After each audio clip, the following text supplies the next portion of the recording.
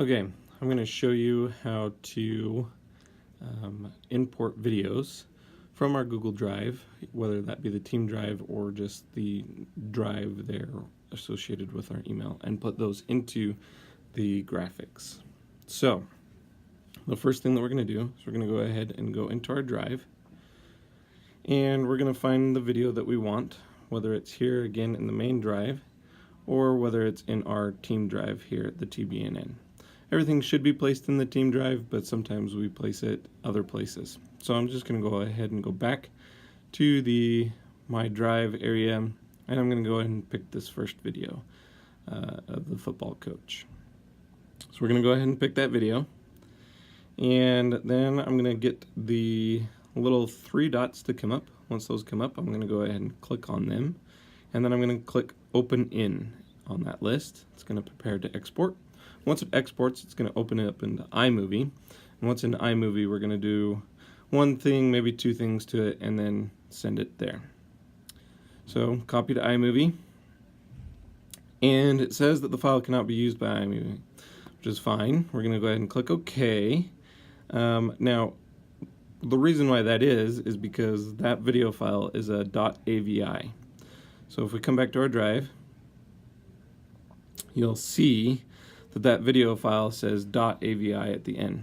Make sure to export everything as a .mp4 or a .mov if it's coming to the broadcast. So I'm going to go ahead and pick a different one. And I'm just going to pick this transition.mp4 video file right here. And again, I'm going to get the three dots to come up. And once they come up, I'm going to go ahead and click on them. And I'm going to click Open In. Again, when it's done exporting, it's going to ask me to copy it, and we're always going to copy it to iMovie. Then iMovie gives me a bunch of options. We're just going to select Create New Movie, and you'll do that every time. Now, there's not anything that we're going to necessarily do in here. You might want to check it, so you could scroll to the beginning of the video and check, make sure it has audio and all of those things came over correctly. And if it doesn't, you could add audio to it or whatever you need that way. Once you've checked everything, you're going to go ahead and click Done.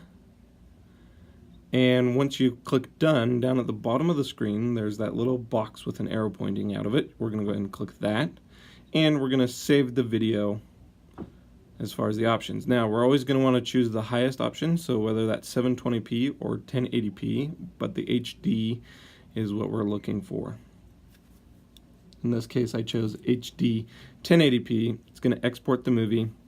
And now it's in my photo library. I'm going to click OK. Now what I'm going to do is I'm going to close out of iMovie, and I'm going to go to our streaming section here and get the Live Air Action app open. We're going to wait for that to open up here. Now again, this is where all the graphics are controlled, everything. Okay, you can see everything's loading in. We're going to go ahead, and where the videos are, we're going to click Add New Source.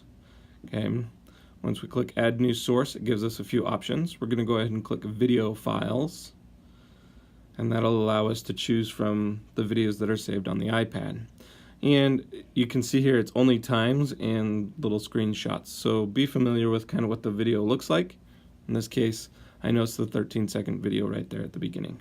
Okay, and you can see that as soon as I transition it on, it plays just like we expect it to. Okay, now again, I'm going to show you the options inside the video. So if you click and hold the video, it brings up this menu options.